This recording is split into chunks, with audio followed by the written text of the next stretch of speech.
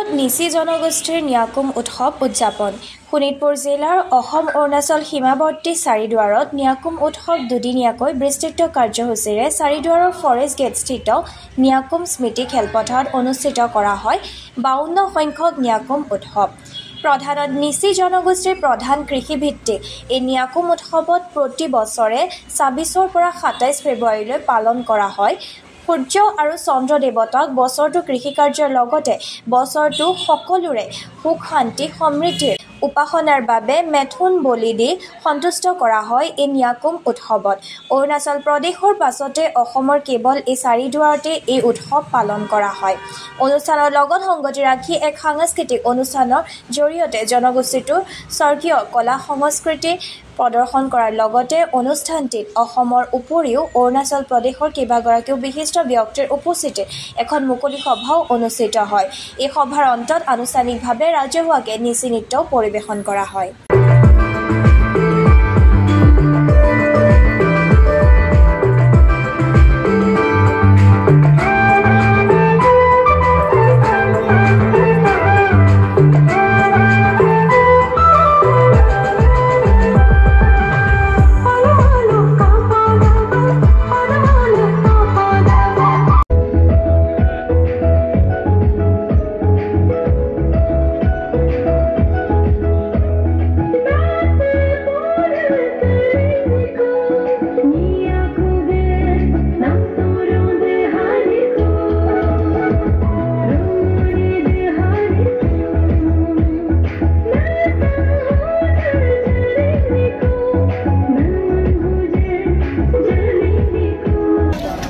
আজি নিচি ৰংগৰা গাঁৱত চাৰিদুৱাৰ অঞ্চলৰ ইয়াত উপস্থিত হ'বলৈ পাই আমাৰ নিচি জনগোষ্ঠী ৰাইজৰ যি ধৰ্মীয় অনুষ্ঠান পবিত্ৰ অনুষ্ঠান ন্যাকুম দনিপলো ইয়াত মই উপস্থিত থাকিবলৈ পাই নিজকে ধন্য মানিছোঁ।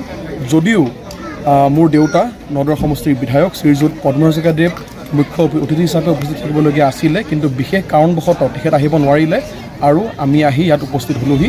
আৰু ইয়াত আহি খুব ভাল লাগিছে যে ৰাইজৰ যি মৰম স্নেহ আৰু বিশেষকৈ আমাৰ অসম আৰু অৰুণাচলৰ যি একতা বা সাতাম পুৰুষীয়া আমাৰ যি ভাতৃত্ববোধ তাক ইমান সুন্দৰকৈ বজাই ৰাখি আমাৰ নিচি ৰংগৰা গাঁওবাসী ৰাইজ আৰু আমাৰ অৰুণাচলৰ পৰা ৱাগে ডাঙৰীয়া আহিছে, তেখেতৰ সহযোগীও আহিছে। তেওঁলোকে ইয়াত যি মিথুন দান দি বিগত কেইবা বছৰ ধৰি দান দি আহিছে আৰু মিথুন বলি দি পেলাই যি তেওঁলোকে দনি পলো পূজা ইয়াত আয়োজিত কৰে আৰু ৰাইজৰ স্থানীয় ৰাইজৰ তথা সমগ্ৰ অঞ্চলৰ সুখ শান্তি সমৃদ্ধিভাৱে তেওঁলোকে পূজা কৰে সূৰ্য দেৱতাক। গতিকে তেওঁলোকৰ যি এই অনুষ্ঠান ইয়াত আজি উপস্থিত থাকিবলৈ পাই খুব ভাল লাগিছে আৰু মই সকলোকে আন্তৰিক শুভেচ্ছা জ্ঞাপন কৰিছোঁ।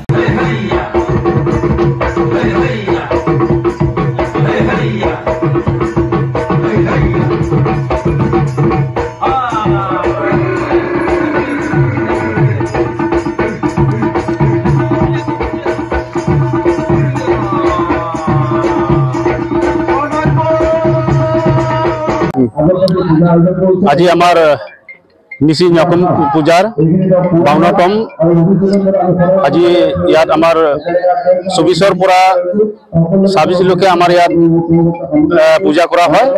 আৰু এই পূজাত সকলোৱে ভাবিব পাৰে কিহৰ পূজা।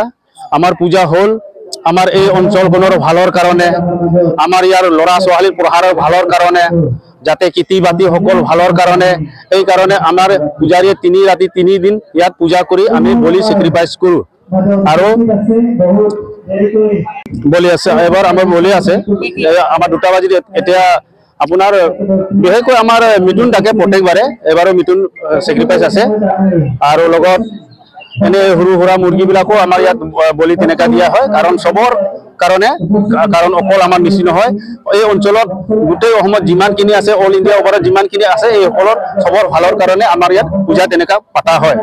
আৰু আমাৰ পূজা হ'ল সদায় ফেব্ৰুৱাৰী মাহৰ পৰা 24 তাৰিখৰ পৰা 26 তাৰিখলৈকে পতা হয়।